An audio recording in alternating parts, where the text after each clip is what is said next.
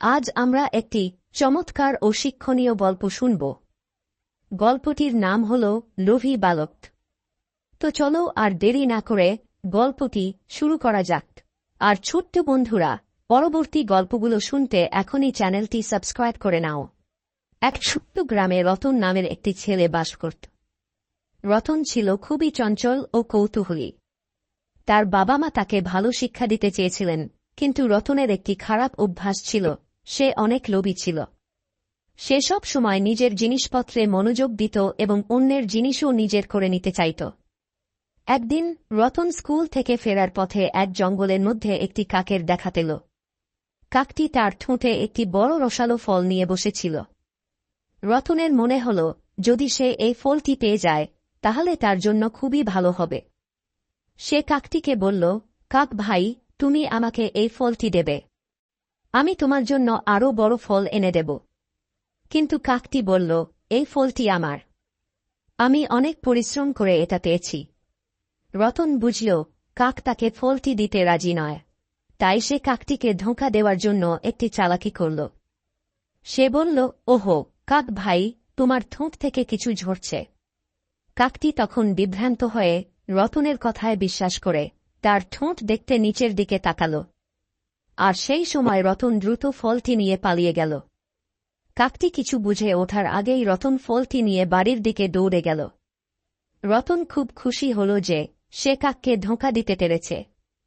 কিন্তু বাড়ি পৌঁছানোর পর সে খেয়াল করল যে ফলটি দেখতে সুন্দর হলেও এর ভিতরে কিছু একটা অস্বাভাবিক ছিল। ফলটি কেটে সে দেখতে পেল এর ভিতরে কিছুই নেই। তার মন খারাপ হয়ে গেল। সে বুঝতে পারল লোক তাকে বিভ্রান্ত করেছে এবং খারাপ কিছু হাতে এসেছে। কিছুদিন পরে রতন আবার একই পথে চলতে লাগল। এবার সে জঙ্গলের অনেক গভীরে চলে গেল। সেখানে সে একটি গুপ্তধন খুঁজে পেল। গুপ্তধনটি ছিল মাটির নিচে লুকানো এক বয়ামে ভরা প্রচুর সোনার মুদ্রা। রতন ভেবেছিল, এবার আমি সত্যিই ধনী হয়ে যাব। কেউ আমাকে ঠকাতে পারবে না। সে বয়ামটি নিয়ে বাড়ি ফিরল এবং মাটির নিচে লুকিয়ে রাখল। পরের দিন সে ঠিক করল আরেকটু সোনা খুঁজে বের করতে। কিন্তু এবার সে যতই খুঁজে বেড়াল ততই সে হারিয়ে গেল।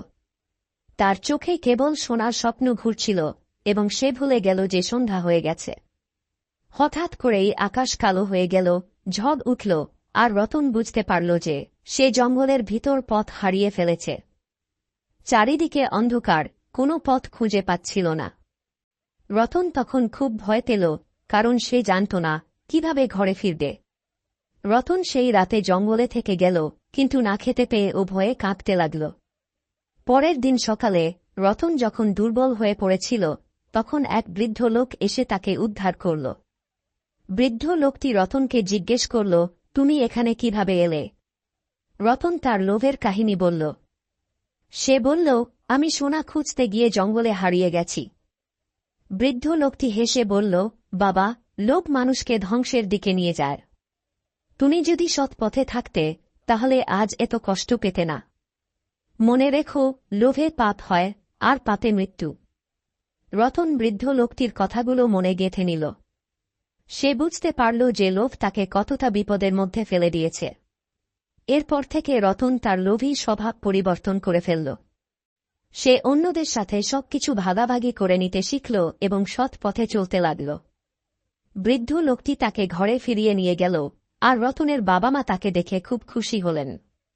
তারা বুঝতে পারলেন যে রতন তার ভুল বুঝতে পেরেছে এবং এখন থেকে আর কখনো লোভ করবে না।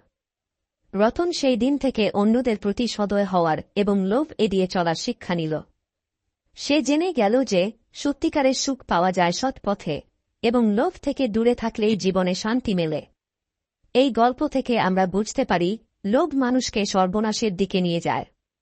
সৎ পথে থেকে জীবনে সুখ ও শান্তি অর্জন করা সম্ভব।